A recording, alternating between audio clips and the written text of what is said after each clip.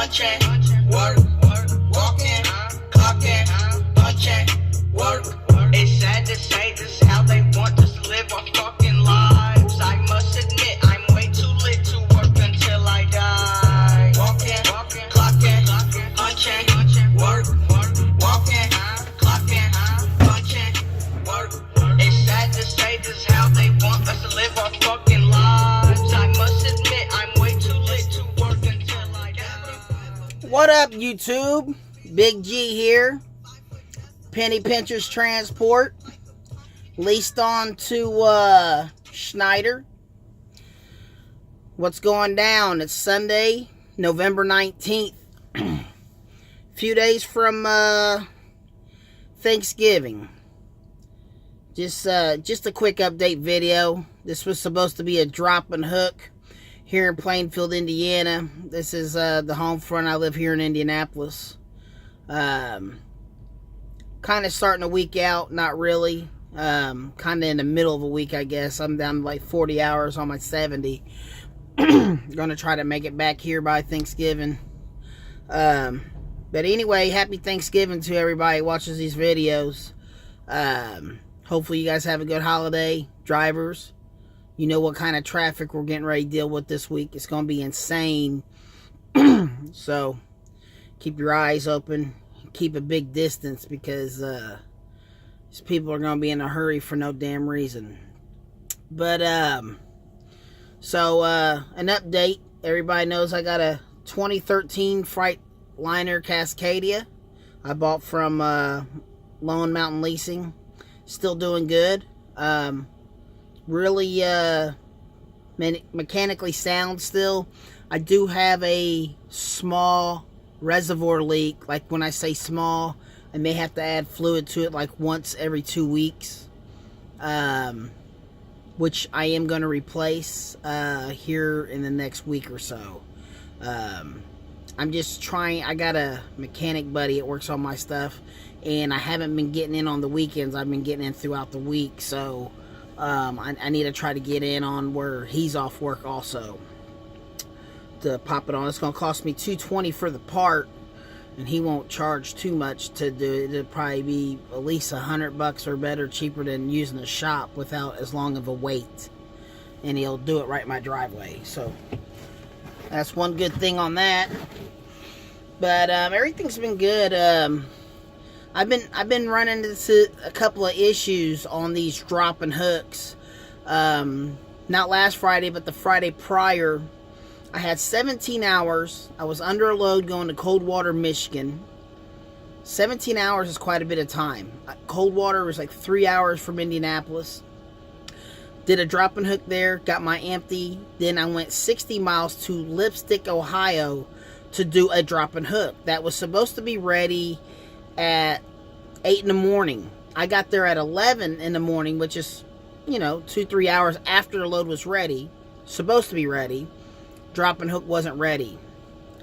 So they had me drop my empty trailer in the dock and hook up back up in front of the trailer that they were already starting to load, supposedly, which they didn't. And then they started bouncing around on it a little bit. And then, 3:30 comes, I'm still sitting there, and I go in. Now, mind you, this is supposed to be a drop and hook. I go back in to talk to the girl behind the shipping counter, and she's like, I'm going to be honest with you, this place sucks. She said first shift left and just quit loading my truck and didn't finish it. And it won't start getting loaded again until about 8, because second shift don't come in till 7, and they'll play around for an hour before they even start touching my load. At this point, I've already sat almost 6 hours. So I just went ahead and just was taking my 10. We're not supposed to stay on the lot, but I was still sitting there waiting on my trailer. And no one ever come out there and got me around 11 o'clock when my 10 hours was up. Basically, I went in, and they said, oh yeah, your load's ready. Where was you parked? In front of the trailer. No one come in and got me. They didn't have the lights on the doors. Or they did, and they just never turned the green light on. It stayed red. So finally they shut down everything. But anyway, this is one of the Mars. We pull a lot of the Mars loads. They're pet food most places that we go to, and they're all over the place. That's one of Schneider's big accounts. And so anyway, they had already told me, because I was going to be tight on hours when I got back, because I was only going to have like 5 or 6 hours, and where I was taking it to back to Indianapolis to take my 34, they're a long live unload, which I would have been able to do it when I had the 17, because I still would have got the Indy and had 10 hours to live unload that and get back to the Schneider yard. But by the time I got there, I only had like 7 or less hours after the drive.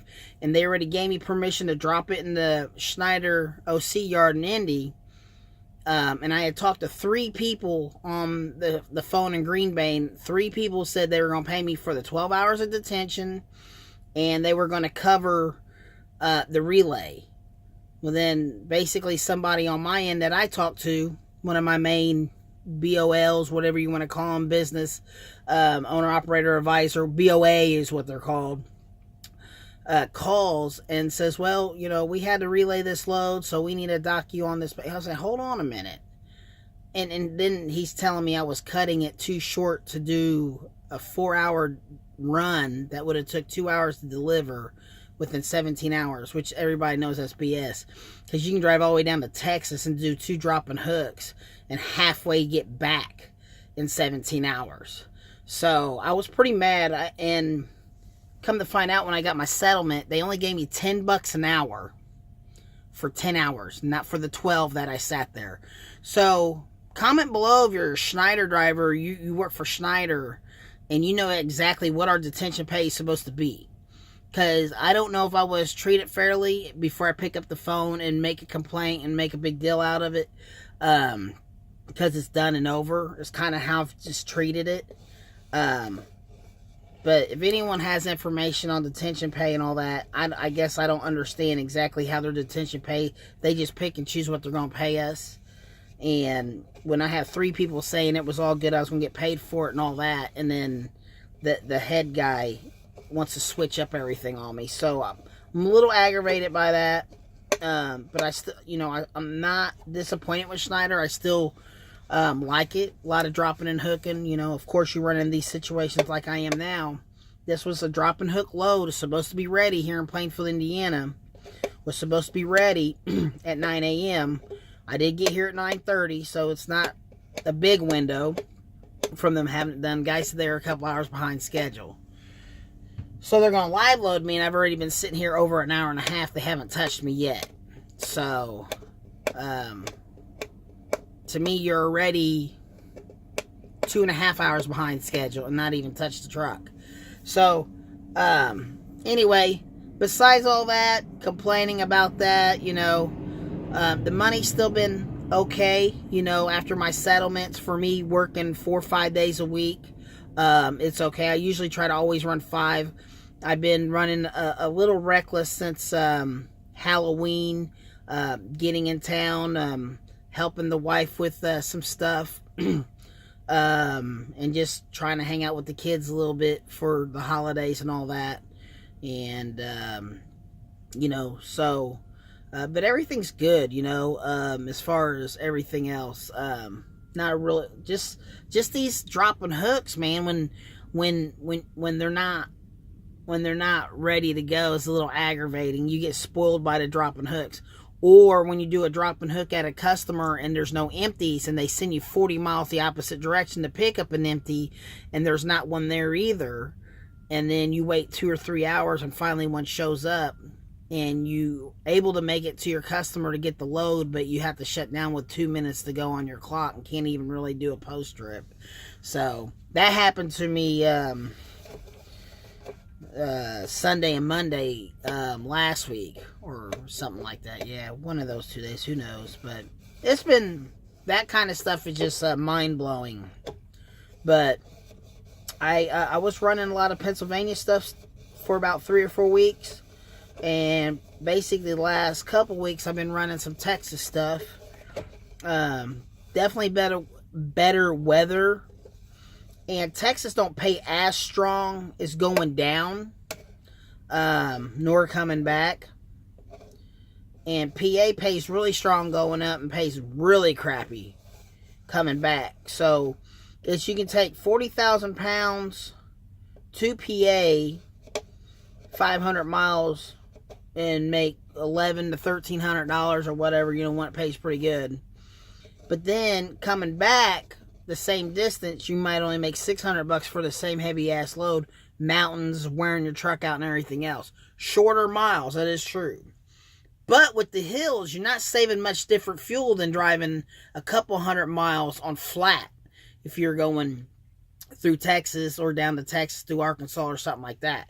So if you're getting 150 or 140 both ways, you break even. So it's kind of whatever beast you choose to run.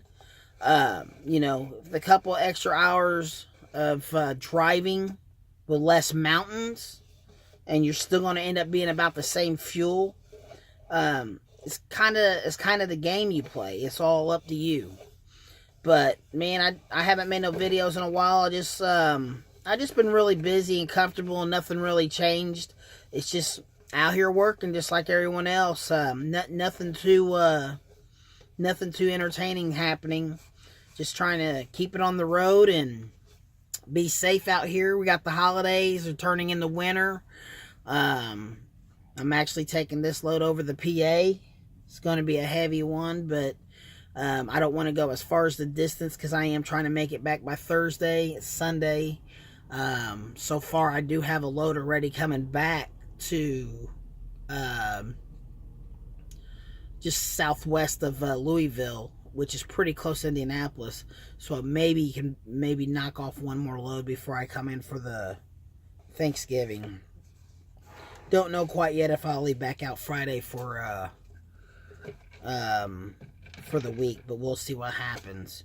But if I don't make another video, everyone have a good Christmas and a happy New Year's, and be safe out there.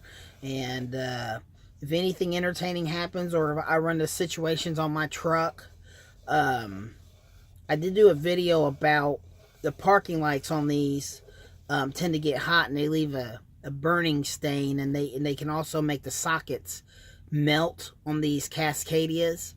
It's because our parking lights are daytime running lights. I call them the chicken lights. It's our fog lights on these trucks very often, unless it's real foggy or raining. I'll run the fog lights. I don't really like running them at night too much unless I'm like on a 2-lane road it gives me a little bit more on the width to watch for deer. Deer season's real heavy right now. I want to get me one of them deer catcher bumpers. I just haven't invested yet. I need to. That's probably something I need to, because it's cheaper to buy a $600 to $1,200 deer catcher bumper, or bushwhack bumper, whatever you want to call it, than it is to replace a $10,000 hood.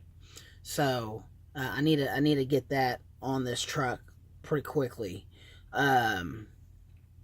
But you know, that's getting sidetracked a little bit. But like I said, everyone have a good holiday. About the socket thing, while I'm way off track, ADD's kicking in.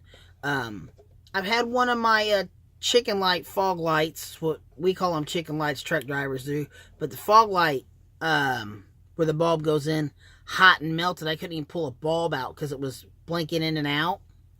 And when I finally got the bulb partially out of there, it was all melted inside of it too. So I don't know, maybe the individual that owned the truck prior to me, or the drivers that drove this truck before me, because this used to be an old CR England truck, maybe they ran the hell out of those lights and they just got hot, because I don't run them that often. And that's one of the reasons, because that one always blinks in and out. Well, I'm gonna follow it up to see if there's a quick connect to it. If not, I'm cut it, splice it, put a whole new socket on there, because it's got to work if you get DOT'd, because it's there. So but that's something I caught this morning. So that's pretty much it. Big G, man, I'm out. Sitting here in a dock, something I don't like to do. I get spoiled by all my Drop&Hooks. They haven't even touched me yet. So hopefully I can get rolling, because now my 14 hours is dragged down into my driving hours, and I was hoping to put some hours on this drive. The PA I was going to deliver in the morning or sometime before noon tomorrow, but they're tearing into my hours now. I only got 7 hours and 21 minutes to operate, so and it's going down. So I like to put in that time on Sunday driving, if you know what I mean, versus Monday rush hour morning driving, and everyone that's actually taking the week off to travel and see family for the holidays. But that's pretty much it, man. I'm out. You know, these rap songs is my son that I always play beginning out. This one's called Punch In. It's one of his newer ones. Check him out on SoundCloud. Casper. He spells it C-A-S-P 3R. And he's got about 20 songs on here or so. And he does little local shows at little theaters here in the Midwest. So check him out if you like rap. And it's not the new crazy stuff with just the beat and words you can't understand. You can actually understand these words. So not to throw down anything of that trap music or anything, but it is what it is. Have a good one. Oh shit, look who it is. That's where the dopest go, so no. All of